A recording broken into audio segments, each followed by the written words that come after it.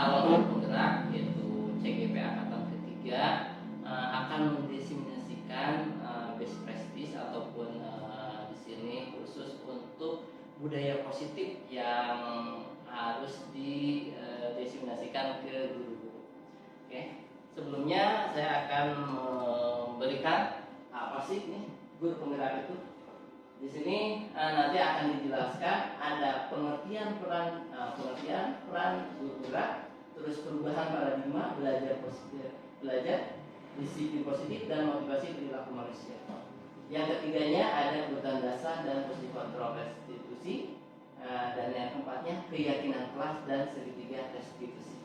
Baik, kita lanjutkan. Nah, pengertian ya.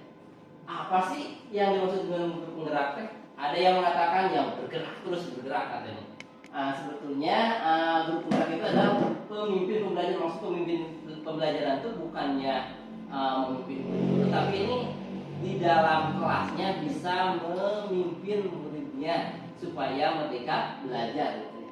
Terus yang mendorong tumbuh kembang murid secara holistik, aktif dan proaktif. Jadi anak itu jangan diam saja. Sebetulnya anak itu mempunyai suatu kemampuan yang ada di dalam dirinya untuk dikembangkan. Jadi guru itu seperti petani, ya, seperti petani yang hanya menunggu saja, menuntun saja.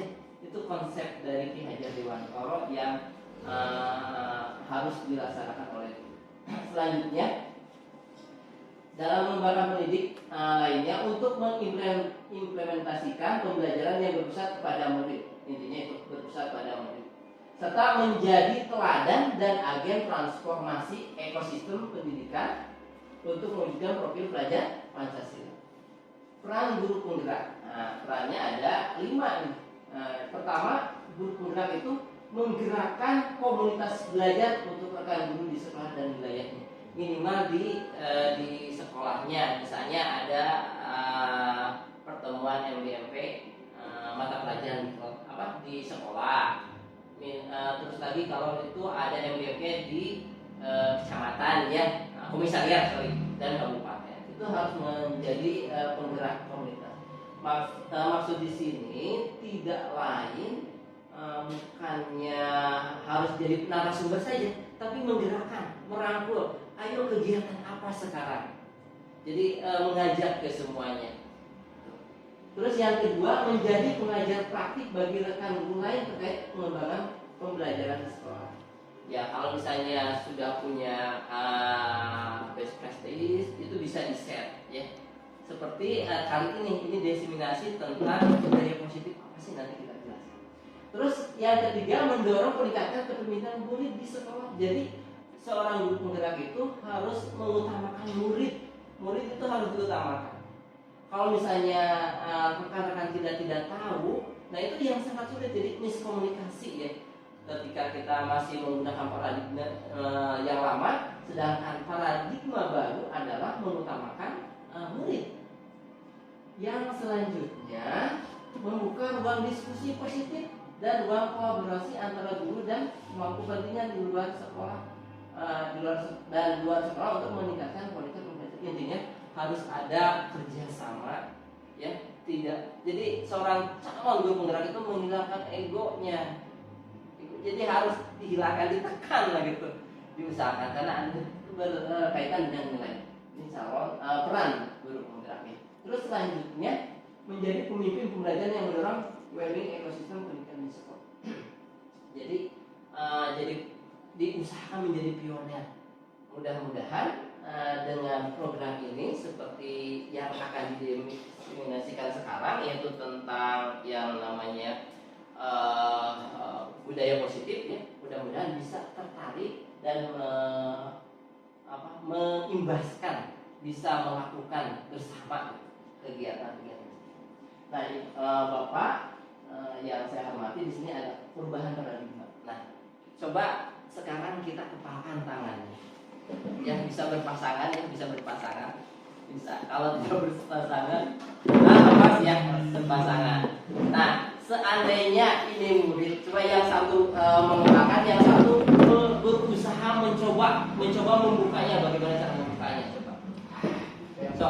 harus dibuka dengan cara bagaimana coba? Tahu. Seandainya yang mengepakkan tangan di sini ada emas, ada barang berharga, ataupun ada yang harus dilindungi, harus apa? Harus bagaimana? Apakah harus dibuka? Coba membukanya apakah dirayu atau dipaksa atau bagaimana tuh cara membukanya? Dirayu.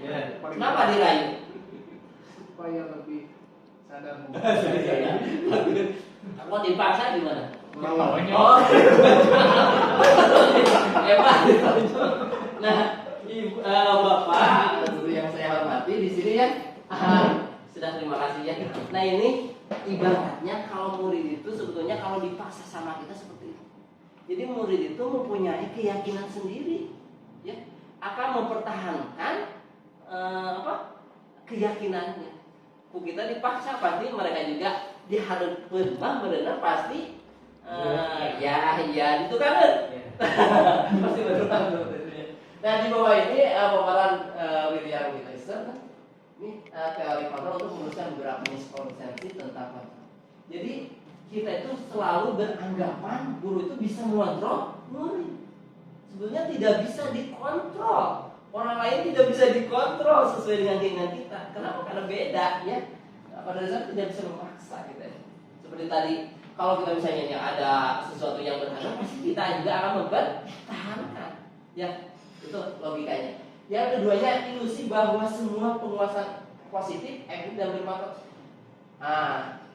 Dirayu gitu ya, misalnya. Coba tolong itu juga pasti hari takma pasti bisa akan melakukan, tapi nanti jangka kedepannya tidak akan, karena mereka juga akan menolak, ya, menolak karena tidak sesuai keinginannya. Itu ilusi-ilusi. Yang ketiganya ilusi bahwa kritik dan membuat orang merasa bersalah dapat membuatkan karakter. Misalnya kalau kita mengkritik terus kepada murid, nanti murid kedepannya ya, misalnya anak melakukan kesalahan, kamu berbuat salah terus, kamu tidak mengerjakan PR terus, nah itu akan berdampak ke depannya. Dampaknya apa? Ini akan murid itu akan menjadikan identitas gagal, ya. Jadi tidak akan menemukan identitas dirinya. Seperti yang selanjutnya, ilusi bahwa orang dewasa memiliki hak untuk memaksa. Kalau misalnya contohnya ke murid kita biasanya kerjakan PR, kalau nggak dikerjakan ini atau kamu harus datang, dipaksa gitu ya. Nah kalau memaksa ini sebetulnya bisa dilaksanakan, hanya saja nanti efeknya nanti murid juga sama akan memaksa temannya. Nah, miskonsepsi seperti ini harus dihilangkan. Jadi kita harus bagaimana nanti kita akan jelaskan. Jadi jangan memaksa, nanti akan menjadikan permusuhan. Itu tidak salah sadar ya kita selalu memaksa. Nah, ini kata ahli, bila kita ingin membuat kemajuan perlahan, sedikit-sedikit ubahlah sikap atau perilaku kita. Namun bila kita ingin memperbaiki cara-cara utama kita, maka kita perlu mengubah kerangka ajaran kita. Dari sana, ya dari miskonsepsi kita harus diperbaiki dulu. Nah ini ternyata salah pemikiran kita itu. Oke. Nah disininya mulai disiplin positif. Ini dikarang oleh Dian Grossen dalam bukunya School Discipline 2001. Dia menyatakan bahwa arti kata disiplin, lihat, berasal dari bahasa Latin disiplina, yaitu belajar. Kita mau disiplin itu bukan berarti gitu ya. Saya sebelum menguasai atau mempelajari modul ini, itu ternyata disiplin itu anak itu harus tepat waktu, terus harus menurut disiplin, menurut pribadi. Ternyata kalau di etimologikan salah ya. Nah di sini miskonsepsinya. Jadi disiplin itu artinya belajar ternyata. Belajar apa? Belajar akan pembaharuan atau hal-hal yang baru. Nah, juga berasal dari akar kata yang sama dengan disiplin atau murid. Nah, disiplin juga itu bisa berartikan murid atau pengikut. Untuk menjadi seorang murid atau pengikut, seseorang harus paham ya alasan mereka, mengapa mereka mengikuti suatu aliran. Kenapa murid itu masuk ke SMP 1 tidak pasti ada alasannya. Mungkin sama orang tua itu alasannya. Ya, contohnya seperti itu. Terus ajar tertentu sehingga motivasi yang terbangun adalah intuisi. Jadi murid itu seharusnya mempunyai motivasi dari dalam dirinya, bukan dipaksa oleh orang tua. Oh, kesini itu atau belajar matematika, belajar PPKN, belajar apa saja karena ada kebutuhan ya nantinya supaya berguna. Jadi harus sadar dulu itu ya. Terus alasan ya kenapa manusia itu berperilaku ternyata ada 3. Yang pertama, untuk menghindari ketidaknyamanan atau hukuman. Kenapa datang pagi? Karena tidak mau dihukum. Alasannya seperti itu. Itu mungkin murid ya. Yang kedua, untuk mendapatkan imbalan penghargaan. Misalnya, ketika kita dulu ya, saya juga suka memberikan piagam, ternyata itu salah ya, salah sekali ya. Itu akan nantinya akan timbul persaingan yang tidak sehat. Seharusnya ada kolaborasi, bukan persaingan. Persaingan harus ada. Hanya saja yang terpenting itu adalah kerja sama antara mereka, itu harus ada timbul kerja sama. Nah, yang ketiga ini yang harus kita pahami, bahwa murid kita itu seharusnya untuk menjadikan orang yang mereka inginkan dan menghargai diri sendiri dengan nilainya. Nah, murid itu seharusnya motivasi perilakunya yang ketiga, kenapa? Saling menghargai ya, saling menghargai untuk menjadi orang yang mereka inginkan. Kenapa ingin jadi seperti ini? Karena misalnya kenapa sekolahnya datangnya pagi? Karena ingin piket. Kenapa ingin melakukan piket? Karena supaya bersih. Kenapa bersih? Kan supaya enak. Nah, supaya paham itu sangat sulit sekali ya. Tapi inilah yang diharapkan ya, ke murid itu alasan motivasi yang dilakukan itu yang ketiga. Harus yang ketiga. Diusahakan, bukan harus diusahakan yang ketiga. Itu memerlukan suatu jalan, memerlukan suatu proses yang panjang. Nah, kenapa disiplin positif? Apa sih disiplin itu? Disiplin positif itu yaitu menanamkan motivasi yang ketiga. Nah, yang ini yang ketiga kepada murid, yaitu itu menjadi orang yang mereka inginkan dan menghargai diri sendiri dengan nilai-nilai yang mereka percayai. Jadi itu ya, supaya terbentuk. Terus, nah itu, Pak ini hanya jok ya. Oke, coba Pak Rahmat, perilaku yang sangat ekstrim dilakukan ke istri apa sih? Contoh ya, contoh kebiasaan saya. Kalau di hadapan istri suka kentut yang gede. Ayo Pak Rahmat, kebiasaan ekstrim. Sama Pak, Sama kentut suka dimarahin kalau keras. Gitu ya. Berarti sudah ada ini ya, sudah ada apa? Terbiasa, sudah terhubung hubungan yang baik, harmonis itu. Pak Edi, kalau misalnya kegiatan ekstrim yang ketika kita bersama istri, sama kentut suka. Polanya sama kentut. Oh gitu. Terus Pak Eta, Pak Landi, tadi sarapan apa Pak? Nasi. Nasi Pak? Enggak, batu Pak. Ya, kalau Pak Eti apa Pak? Apa makanan penutup favorit Pak Eti apa? Apa makanan penutup favorit Pak Eti? Ya, yang bisa dimakan ada ya manis. Oh iya, apa ya? Apa hal yang paling menantang yang pernah Abah lakukan dalam hidup? Wah, apa tuh Pak? Keinginan. Keinginan apa? keinginan jadi orang sukses. Woi, mantap. Pak Hendri, Kayaknya kawin lagi. apa yang paling menantang yang pernah Pak Hendri lakukan dalam hidup? Yang paling menantang. Iya. Namanya? Nikah lagi. Pengen nikah lagi. Hebat. Jujur.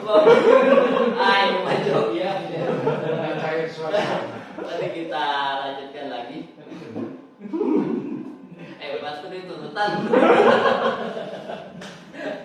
Pak, tegak bisa Pak? Kurang menantang. Kurang menantang. Oke. Oke, di sini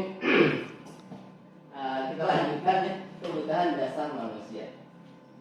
Nah, sebetulnya apa sih kebutuhan dasar? Kenapa kita harus memahami ini? Nanti akan berhubungan dengan murid. Murid itu nanti kenapa dia tidak mengerjakan PR? Kenapa dia tidak sekolah? Kenapa tidak ini tidak itu? Kita tanya dulu. Jadi jangan langsung dihukum. Kenapa kamu tidak melaksanakan?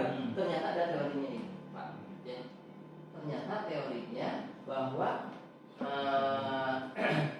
yang pertama adalah kebutuhan bertahan hidup. Kebutuhan bertahan hidup adalah kebutuhan yang bersifat fisiologis untuk bertahan hidup, misalnya kesehatan, rumah dan makanan. Nah, kenapa tidak sekolah? Kan harus mencari uang. Kenapa mencari uang? Kan disuruh. Kita tuh harus paham. Tuh langsung dicarikan. Jadi ini kebutuhannya. Kalau sudah tahu, bagaimana cara penyelesaiannya? Ya. Terus yang keduanya ternyata orang itu kebutuhannya adalah cinta dan kasih sayang.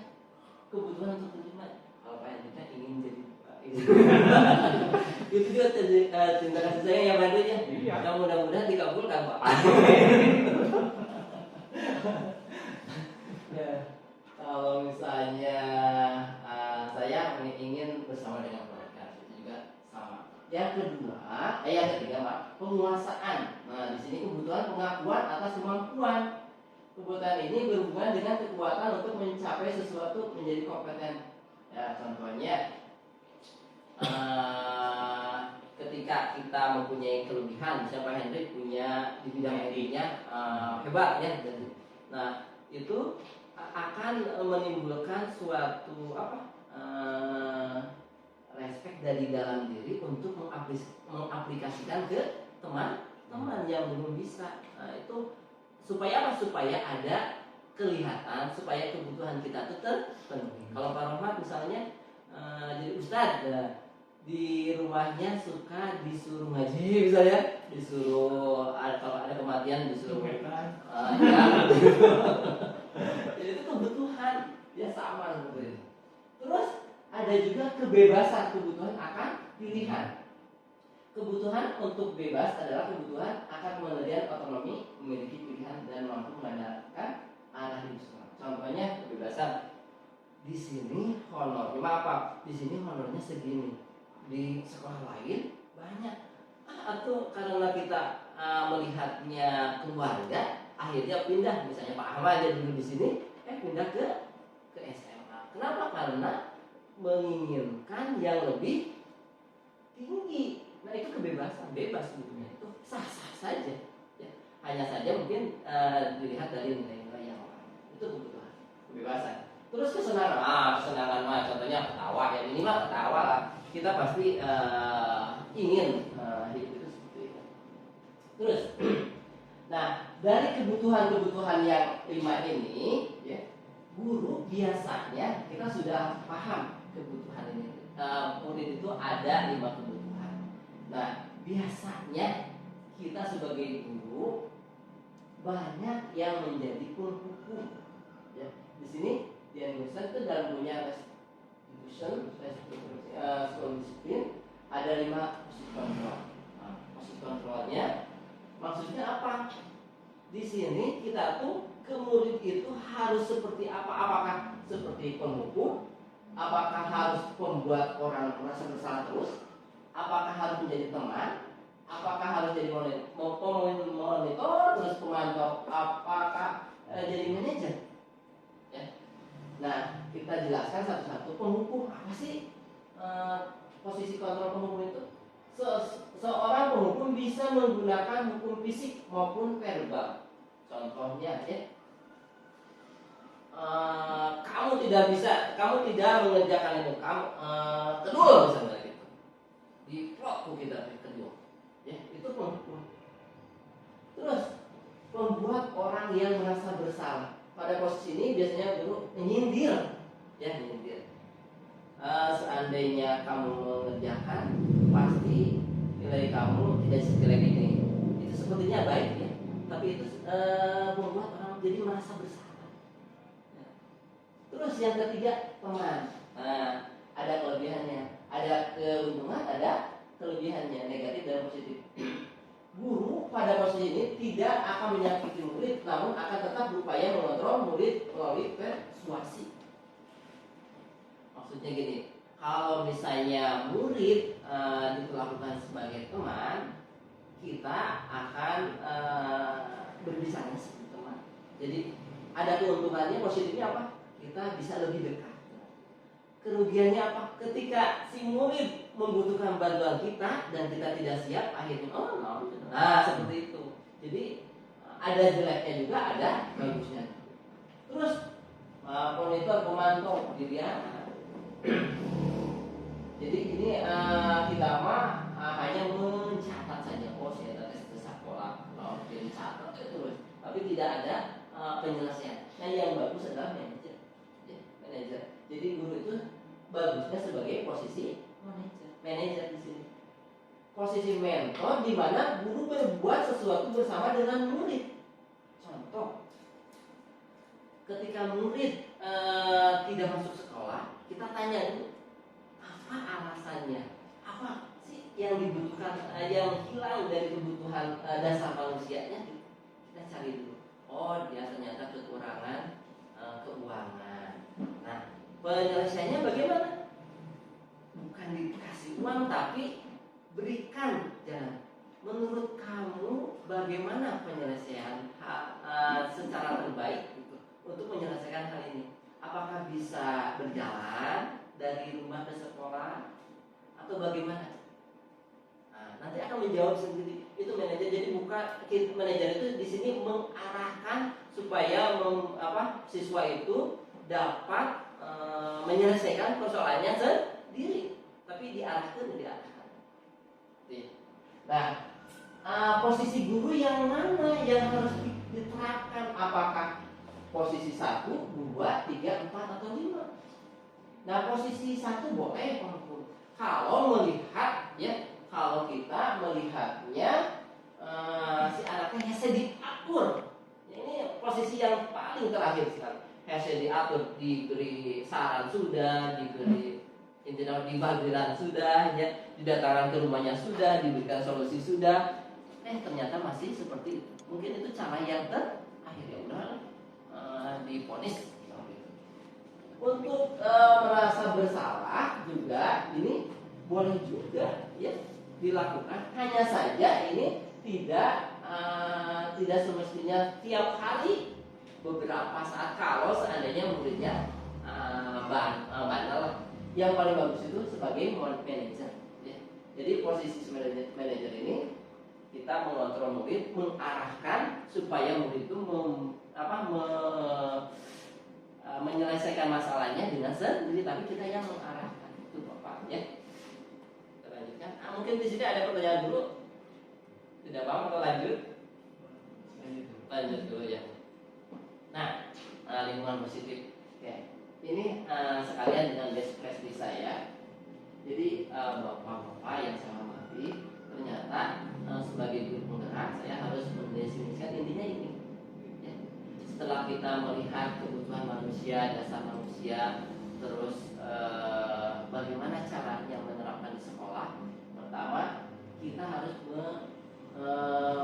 mengadakan, membuat kesepakatan. Contoh kesepakatan kelas. Di sini kan ada tata tertib ya. Nah, ini diberikan tata tertibnya ke siswa. Ditanya satu-satu. Nomor 1 ini menurut kamu perlu dirubah tidak?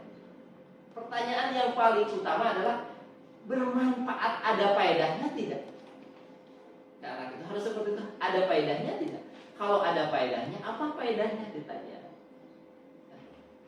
Terus ini kesepakatan. Jadi tanya semuanya. Kalau semuanya sepakat dengan peraturan tersebut, maka peraturan tersebut itu menjadi kesepakatan kelas, bukan peraturan lagi. Jadi kita harus merubah, bukan peraturan, namanya kesepakatan kelas. Dirubah, merubah nama lah. Terus kalau sudah kesepakatan kelas, nah para siswa atau murid-murid di sini sudah ada kesepakatan kelas. Kalau sudah sepakat, berarti itu harus dilaksanakan. Nah, kalau dilaksanakan, itu kan tahu apa manfaatnya, apa madaratnya, mereka sudah tahu. Nah, kalau sudah tahu, berarti sudah menjadi keyakinan. Ya, keyakinan kelas. Mereka itu sudah yakin untuk melaksanakan seperti itu.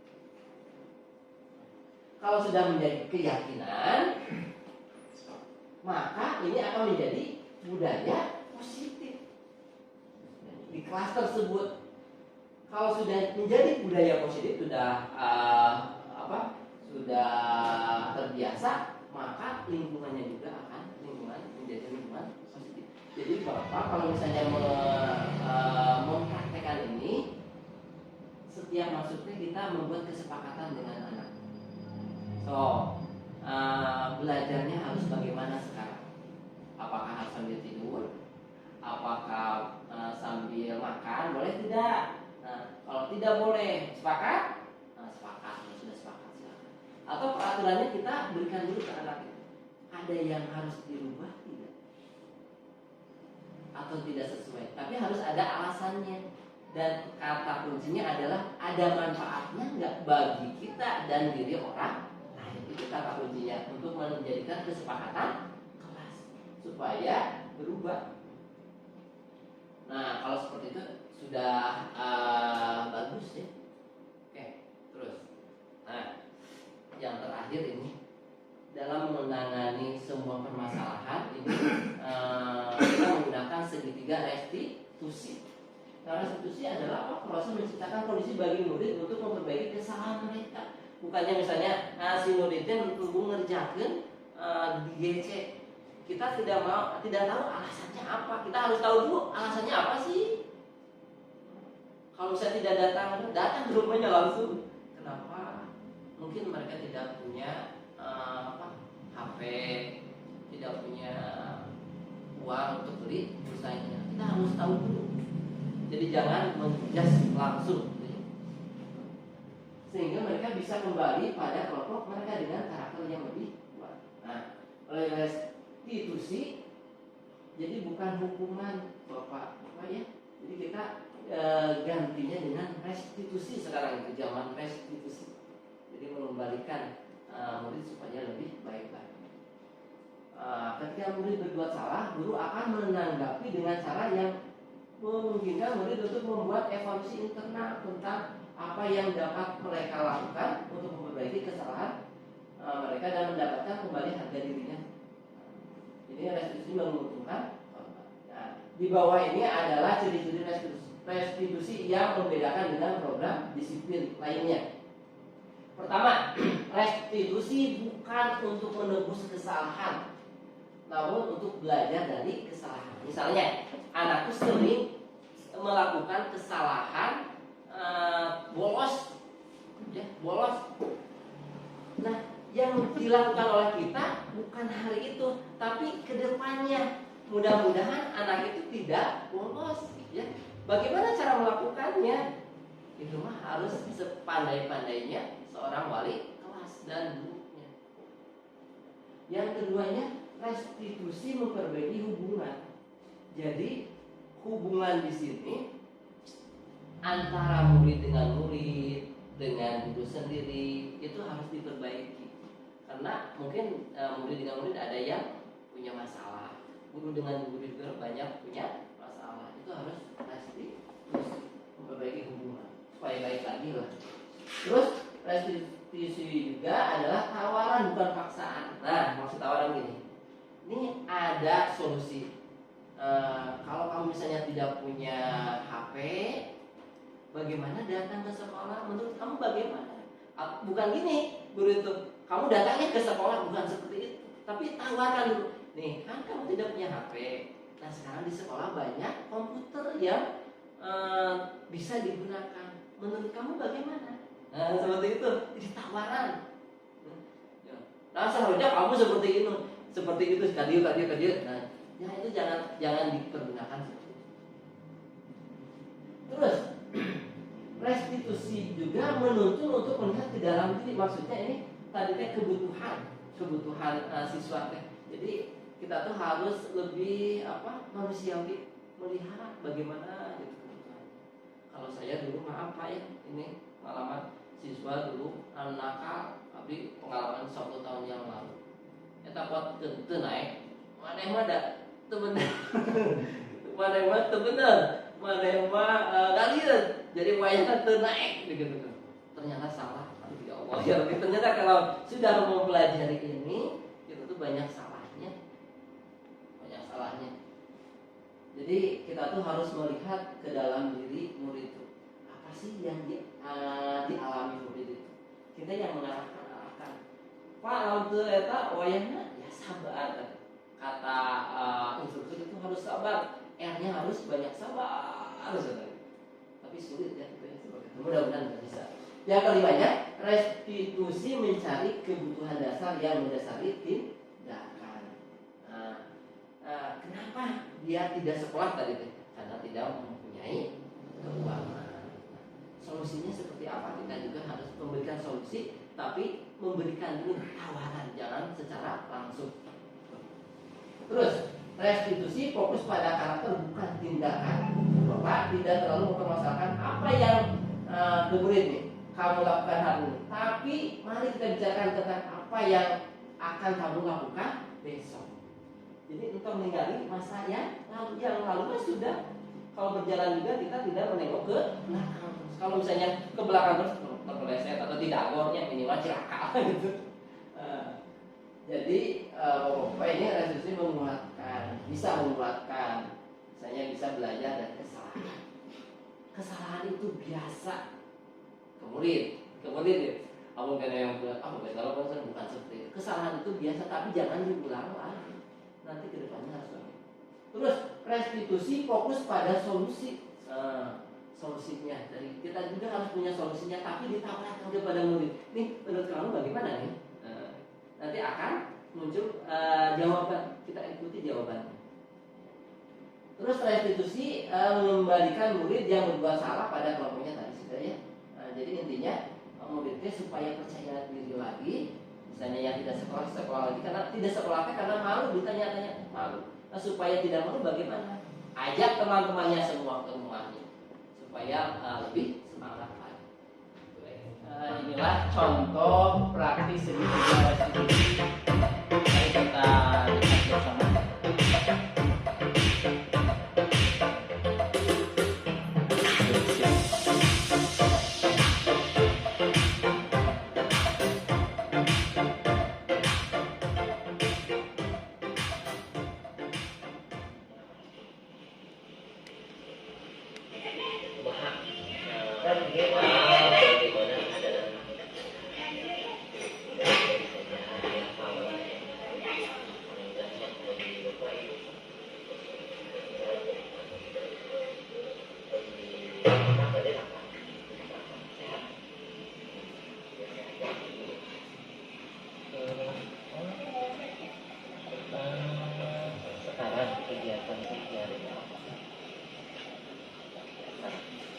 Kegiatannya Bapak ingin tahu maksudnya gini kegiatan kekuasaannya gitu apakah bantu orang tua atau apa gitu apa suka suka ngarit ya berarti itu membantu orang tua yang banyak berarti seorang mungkin selama bertanya alhamdulillah kalau benar kemana tahu sebetulnya apa penyebab kita tidak mau ke sekolah boleh ya penyebabnya boleh tahu apa kayak gitu apa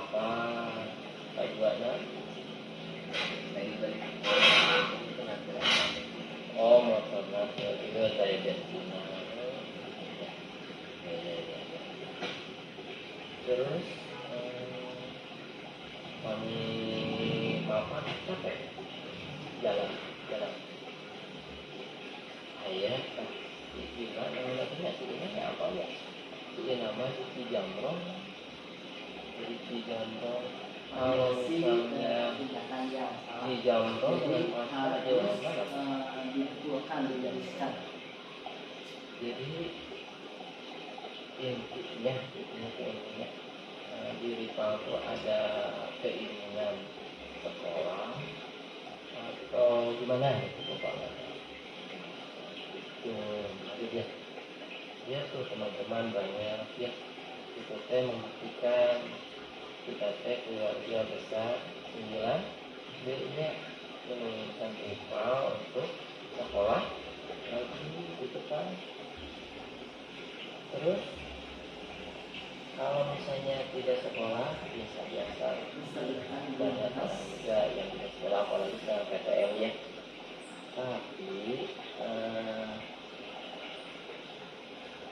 kata tema bersama ingin mencari solusi permasalahan bahwa rival tidak sekolah bisa sekolah lagi jadi rival bukan dari bapak.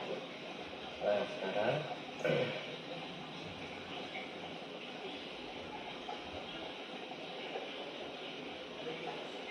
jadi sekarang sudah sekolah. Menurut rival harus bagaimana sih? Apakah harus sekolah atau tidak? Kalau di rumah saja. Sekolah. Terus permasalahannya tadi teh motor ya. Kalau dibandingkan dengan Ina, gimana? Ada maksudnya gini, ada perbandingan ya, perbandingan. Nama kan perempuan ya, coba jauh ya kan, jauh terus apalagi jalannya nanjak ya, nanjak mundur, air mama kan sebetulnya. Nah kalau misalnya jalan, apakah ada masalah? Jalan ke sekolah. Oh malu, ya malu. Masalahnya malu, jadi ada rasa malu. Kalau malu itu seberapa besar malu menghalangi jalan rival ke sekolah? Pentingan sekolah atau gengsi? Itu kan malu itu gengsinya. Gengsi. Pentingan gengsi atau pentingan sekolah? Sekolah. Sebetulnya tidak usah gengsi ya, betul nggak? Ya. Nah, cara mengatasinya itu bagaimana?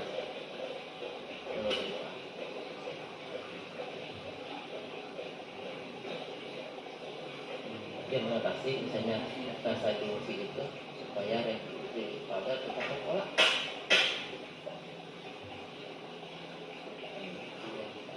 Gimana? Oh, atau itu ya? Benar itu harus tidak gengsi. Nah, sekali lagi, apakah benar rival bisa menghilangkan sifat gengsi? Bisa nggak? Nggak. Kenapa? Sebab gengsi itu ada di dalam diri ya. Di dalam diri. Nggak apa-apa ya.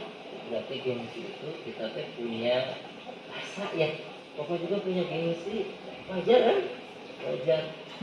Tapi kalau misalnya tujuan utama kita tidak tercapai, misalnya sekolah terlupakan, apakah gengsi itu akan menghancurkan kita, didiamkan atau dikikis sedikit demi sedikit? Menurut privat harus dikikis sedikit atau harus dibagaimanakan?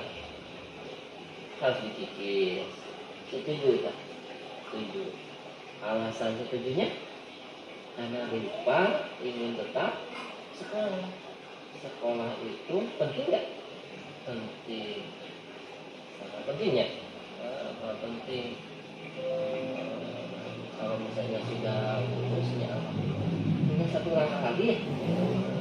Ini buktinya bahwa kelas 9B sangat merindukan, sangat maksudnya merindukan kebersamaan gitu ya. Intinya KM-nya ada, ya ikut ya. Benar nggak? Bapak nggak bohong kan? Terus semuanya juga sambil semua itu tapi masih ada di sana sih. Itu Pak. Jadi Untuk datangnya penguatannya ini sama dengan dari rombongan kelas pagi banyak supaya memberikan motivasi Tapi kita harus pada mengikuti ya. hari palang. Bisa dipertegas lagi nggak bahwa Ripa bisa mengikis gengsi dan ke sekolahnya jangan bisa? Iya, silakan pada diri. Tanya aja pada diri. Saya ingin maju. Masa kalah sama gengsi?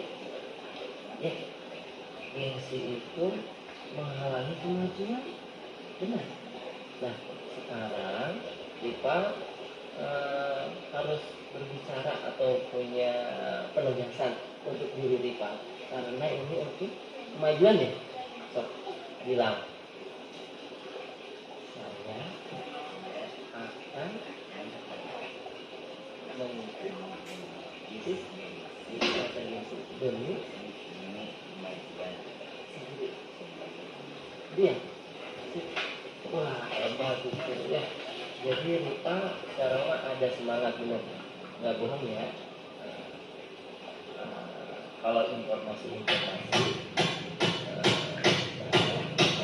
kalau misalnya ada misalnya sedikit masalah kan ada masalah ya. Ada si AAY di kita nggak apa-apa ya. Terus Ipang sebetulnya yang diinginkan Ipang kan ada nggak? Tadi kan kebutuhan motor, bensin, ya kan? Kebutuhan itu ya. Cara menanggulanginya gimana? Supaya tadi udah ya, yang penting ada rasa semangat dulu ya. Menanggulanginya, menurut kita gimana? Kita terbatas akan bensin, motor, gitu ya. Tadi selain bersemangat berjalan juga kita juga harus sadar jangan ya resiko dan harus apa mengeluarkan waktu ya paling tapi kita pokok dari kita bisa menjaga keyakinan diri kita ya bisa. Tadi apa? Tadi kita harus mengalahkan gengsi kita ya. Kita berjanji bahwa gengsi itu harus dikikis karena ini akan apa? Menghalangi tujuan ya, tujuan untuk kebahagiaan masa depan. Betul. Misalnya jadi gengsi sekarang ya, tapi masa depan nanti akan ya. Oke, Pak, baguslah. Terus Bapak juga mungkin nanti juga akan memantau keseriusan Bapak ya. Nah besok masih sekolah ya. Kira-kira mau sekolah? Oh, oke. Sip ya. Ya, benar ya. Semangat ya.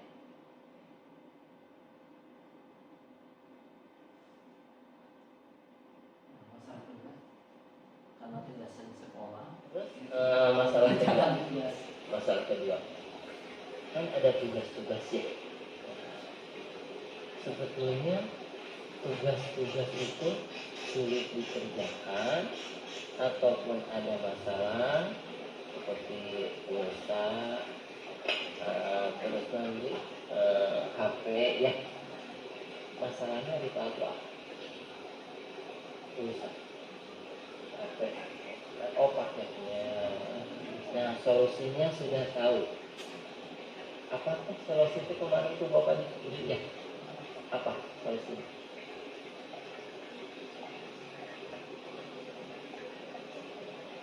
Datang ke sekolah, benar nggak? sekolah menyediakan ya, walaupun misalnya tidak dibimbing dan bagaimana kerjakan ya. Soalnya kalau misalnya membimbing terus guru juga kan harus ke kelas lain ya, melihat yang lain. Kalau misalnya tidak bisa tanya. Kalau misalnya lupa punya bantuan, nanti Bapak akan membantu. Maksudnya kalau pembelajarannya sulit, tapi harus sabar ya. Sabar. Nah, solusi sudah ketemu nih solusinya. Jadi yang keroknya itu adalah kita tidak mau sekolah ya, karena di sekolah ada penyelesaian ya. Nah intinya penguatan lagi dari Ripa janji pada diri bisa nggak berjanji Ripa ingin sekolah dan terus menyelesaikan semua tugas. Bisa diomongkan, bisa apa coba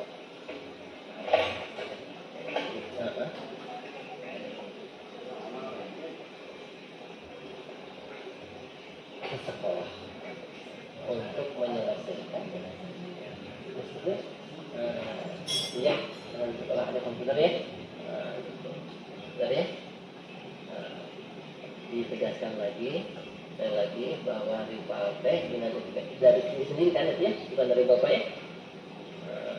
Bapak juga akan memantau kedatangan rival ya, bisa. Terima kasih rival, mudah-mudahan rival semangat terus ya. Tidak ada apa itu kan menghalanginya, sangat menghalangi, sangat tidak akan apa merubah kita kalau dengan misi, tapi dengan semangat insya Allah segala sesuatu itu akan teratasi. Siap ya, mudah-mudahan bisa ya. Terima kasih, aku percaya dari Pak.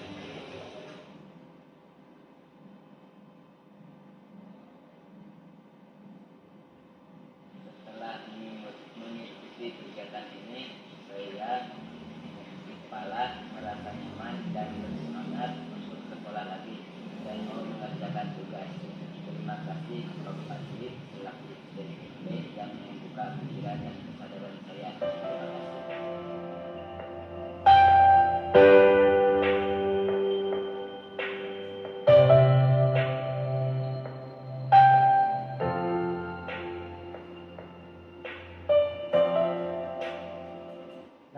Demikianlah contoh praktik segitiga restitusi. Mudah-mudahan dapat inspirasi kita semua. Terima kasih. Kita lanjutkan lagi. Nah, ini segitiga yang terakhir, segitiga restitusi. Jadi intinya dalam mengamalkan ini, ya, ada 3 tindakan. Yang pertama, validasi tindakan yang salah. Kamu tentu punya, misalnya seorang siswa tidak mau sekolah. Kamu tidak punya alasan mengapa melakukan tidak sekolah. Kenapa tidak sekolah? Dengarkan terus.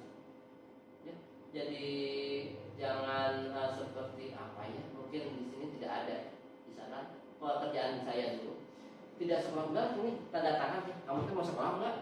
Tanda tangan yang capek-capek ya, kita pakai baterai dulu gitu. Jangan seperti itu. Jadi tahu kenapa sih tidak sekolah? Itu validasi tindakan jaksa. Terus adakah cara yang lebih efektif untuk mendapatkan apa yang kamu butuhkan? Sebetulnya kalau bisa digali, naon kebutuhan murid yang hilang apa yang hilang kita telusuri. Oh ini karena tidak sekolah mereka tidak punya uang. Cara solusinya bagaimana? Terus yang kedua caranya menstabilkan identitas. Misalnya gini, setiap orang pasti pernah melakukan kesalahan. Yang tidak sekolah itu biasa-biasa, tapi kedepannya kamu harus lebih luar biasa untuk sekolah kembali. Itu harus ada distabilkan. Kan tadi down ya. Kenapa kamu seperti ini? Kita distabilkan lagi.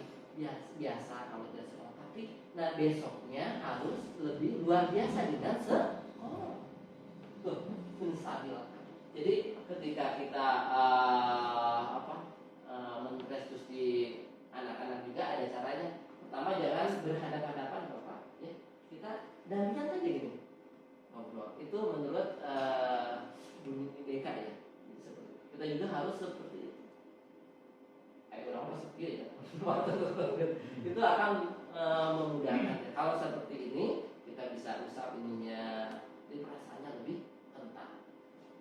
Terus tahapan ketiga ini adalah menanyakan keyakinan. Menanyakan ini keyakinan kelas apa? Nah, terus kamu ingin menjadi apa? Maksudnya seperti ini.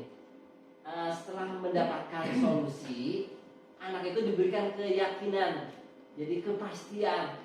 Nah, kamu sudah tahu solusinya. Nah, sekarang apa yang akan kamu lakukan untuk hari besok? Sekarang udah sekolah nih, besoknya mau sekolah nggak? Mau. Diulang lagi 3 kali itu penguatan. Benar, kamu mau sekolah lagi? Nah, Pak boleh mengulang lagi, menstabilkan lagi boleh. Jadi bisa berbolak-balik ini gunakannya, bisa distabilkan lagi. Kalau misalnya anak murung kenapa murung ditanya lagi gitu ya. Terus kembali lagi validasi tindakan yang salah. Seharusnya kamu semangat, tidak murung. Kan itu mah sudah terjadi.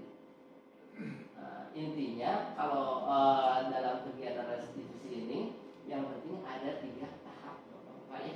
Yang tahap pertama validasi tindakan yang salah, yang kedua menstabilkan identitas, yang ketiga menanyakan keyakinan secara berulang minimal 3 kali supaya yakin. Oke. Nah, ini pikiran itu seperti otot Bapak. Semakin sering kita berlatih, ia akan semakin kuat dan semakin mampu berkembang. Mudah-mudahan pemikiran kita berubah dan bisa berkembang. Terima kasih. Kalau ada pertanyaan, dipersilakan. Ya, Pak. Terima kasih. Ini hanya sharing saja. Oh iya betul Pak. Teori Pak saya Pak. Betul. Dengan adanya guru penggerak, saya yakin ya dunia pendidikan khususnya akan lebih maju sesuai dengan zamannya. Kenapa saya bicara sesuai dengan zamannya? Kalau kita flashback ke belakang, kenapa pendidikan kita dikatakan mundur? Ya. Kalau kita berkaca dari pengalaman orang tua kita dulu, zaman pendidikan feodal sangat bertentangan dengan teoritis sekarang. Dulu mungkin dengan fisik tindakan, tapi hasilnya betul-betul ada kelihatan. Seperti halnya memukul dengan penggaris, menghukum anak ya, dengan fisik lah. Iya. Tapi hasilnya begitu bagus terhadap anak. Itu menurut dulu. Iya. Ya, menurut ketika zamannya saya katakan. Betul. Kemudian semakin kesini pendidikan kan berubah-ubah. Tidak boleh menggunakan fisik hukuman. Cukup dengan omongan itu ini. Iya. Hasilnya bagaimana? Kembali apa yang dulu dilakukan guru-guru kita dulu dengan fisik sekarang tidak dilakukan, apa yang terjadi? Dekadensi moral di mana-mana. Sehingga banyak yang berani siswa melawan guru dengan kekerasan. Tidak sedikit. Itu akibat menurut para teori dekadensi moral. Termasuk ini teoritis yang dari pemerintah dulu ada, bukan saya menganggulkan zaman Orde Baru karena saya hidup di zaman Orde Baru. Begitu masuk sekolah itu adanya penataran P4. Begitu menyeluruh P4 dari mulai perguruan tinggi sampai dasar kita masuk. Betul-betul mereka mendalami tentang isi daripada sila-sila Pancasila. Begitu. Nah, kesininya ada perubahan paradigma pendidikan yang semakin berubah, secara teoritis maju, tapi secara dekadensi moral semakin merosot. Nah, mungkin latar belakang itulah sehingga sekarang timbul lagi paradigma baru, yaitu dengan adanya guru penggerak Iya. untuk mengembalikan semacam itu. Betul, betul. Secara teoritis saya mengerti, paham apa yang barusan diterangkan oleh Pak Fadli. Itu kan teoritis. Hanya secara praktisnya bagaimana kita menerapkan menghadapi siswa. Siswa harus dirangkul, didekati. Apakah nanti akan timbul cek bahasa Jepang menculak Betul. terhadap guru? Mungkin ini pengalaman ya, yang Iya, lain betul, betul. pernah lah. Ya, kita dekati siswa, tapi setelah dekat mereka menculak gitu. Nah, itu diantaranya. Iya, iya. Padahal secara teoritis memang bagus. Iya, iya. Nah, barangkali itu saja secara sharing, hanya tinggal kita penerapan teoritis ini praktisnya kepada siswa. Iya. Nah, itulah tantangan yang paling berat saya kira Hmm. untuk melaksanakan hal-hal semacam itu. Nah, barangkali itu saja sementara. Iya, betul. Terima kasih atas perhatiannya dan mohon ke bapak-bapak yang lain ini hanya sekadar sharing saja. Ya. Terima kasih atas perhatiannya. Ya, mungkin dari bapak yang lain ada yang menanggapi atau gimana? Salah? Enggak cukup. Oh iya iya silakan. Assalamualaikum warahmatullahi wabarakatuh. Menanggapinya, alhamdulillah ini termasuk ramuan, juga termasuk pengembangan buat saya pribadi khususnya ketika menghadapi murid. Selama ini adalah seperti kita kalau di pengajian itu sering menghubungi agak mau dikurangi gitu, kelas juga gitu ya, atau menyindir gitu ya. Terus juga tadi ada apa namanya, selain menyindir, ya intinya ternyata kita guru tuh dituntut sebagai manajer juga. Itu dulu ada ilmu khusus tentang manajer ya. Sebagai khusus itu mah beda di tingkatannya. Jadi alhamdulillah intinya mah Pak Fadli terima kasih ilmunya apa buat patokan kita mengajar lebih baik lagi. Yang lainnya Itu, ada? terima kasih. Ya, terima kasih. Assalamualaikum warahmatullahi Ya Pak, wabarakatuh. gimana Pak? Setelah ada 5 kali, jadi secara global ini menyangkut kita semua seluruh pendidikan. Betul. Jadi semua materi yang Bapak berikan ada di sekitar seluruh pendidikan. Betul. Saya masa dulu kuliah materi itu khusus siswa. Betul Pak. Enggak sih. Iya. Untuk menanggapi ya ini, Pak Henry ada yang menanggapi? Enggak cukup ya. Kalau menanggapi dari Abah terus dari Pak Ustadz, ya intinya kita itu harus mengutamakan ke murid Pak. Intinya kita dikembalikan lagi ke hitoh yang awal, yaitu konsep Ki Hajar Dewantara. Konsep Ki Hajar Dewantara itu kan di depan membimbing ingarso sungtulodo ingmadyo. Nah itu ya tuturi handayani. Jadi intinya kita itu sebagai guru itu seperti petani, kata Ki Hajar Dewantara, harus seperti itu. Jadi menemukan siswa itu, pertama siswa itu tidak tabula rasa. Jadi maksud tabula rasa di sini siswa atau murid itu mempunyai suatu kemampuan. Kemampuan apa? Kemampuan di bidang yang lain, misalnya dari pelajaran. Tentu saja kita jangan menganggap si anak itu tidak bisa. Seharusnya pertama punya kemampuan terlebih dahulu. Jadi kita harus menanyakan dulu ke anak. Ada yang tahu itu. Terus keduanya kita tuh harus membimbing, ya seperti petani. Kalau misalnya kita menanam jagung, pasti akan tumbuh jagung kan. Nah jangan dipaksakan, kita biasanya si anak itu punya bakat seperti jagung misalnya, tapi kita inginnya jadi kacang kedelai, nggak bisa. Jadi kita juga harus melihat ke anak itu dasarnya punya kelebihan apa anak itu. Terus kalau misalnya mempunyai masalah, kita juga harus mendekati. Tapi kalau misalnya seperti tadi dilecehkan dan diapakan itu adalah alasan yang terakhir kita untuk membuat anak itu jerah dengan mungkin mengembalikan ke orang tua, Pak.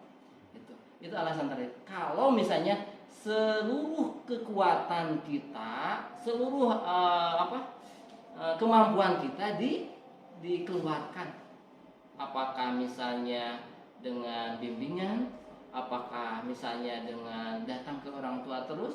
Nah, kalau misalnya sudah dilaksanakan itu tahap-tahap dan ngalir kene, menculak kene. Nah, baru tahap terakhir kita kembalikan ke orang tua. Itu tapi intinya kita tuh harus mempunyai paham ya karakteristik murid. Apa sih kelebihan anak itu? Nah, kalau sudah kelebihannya diketahui, kita arahkan. Ya, seperti Pak Henry di sini, kelebihannya di IT, kita manfaatkan. Nah, kita gunakan karena kebermanfaatannya sangat penting gitu. Anak itu kelebihannya apa sih? Siga cicingin, padahal punya kelebihan, kita gali terus. Jadi intinya kita tuh harus lebih dekat dengan anak, lebih paham dengan anak. Inti nama kita terpusat pada anak, itu intinya. Ya Pak ya. Kalau misalnya psikologi benar Pak, itu cara ini salah satu cara untuk untuk menyelesaikan permasalahan yang ada pada anak. Kalau misalnya dengan kekerasan, pasti anak juga akan feedbacknya ke kita akan kasar lagi. Ayeuna teu wani engke Mas. Pernah tuh ada guru olahraga ya, guru olahraga. Asalnya mereka itu pasea gitu. Pas sudah SMA orang gede, diajakan gelut seperti itu. Tapi dengan penuh cinta kasih gitu ya, memperlakukan mereka dengan halus. Ini teori, walaupun teori pernah dipraktikkan juga kemarin-kemarin. Ternyata mereka itu mau menjawab, mau memberikan solusi, dan hasilnya juga kelihatan. Itu baru sekali praktek saya Pak ya. Jadi sudah kelihatan lah perubahannya murid itu. Itu Pak. Mungkin ada lagi tanggapan dari yang cukup ya. Kalau cukup, terima kasih atas perhatiannya. Mudah-mudahan kalau misalnya ada pertanyaan boleh kita sharing ya nanti langsung saja. Karena waktu juga yang memisahkan kita. Terima kasih atas perhatiannya. Mohon maaf atas segala kekurangannya. Assalamualaikum warahmatullahi wabarakatuh. Waalaikumsalam.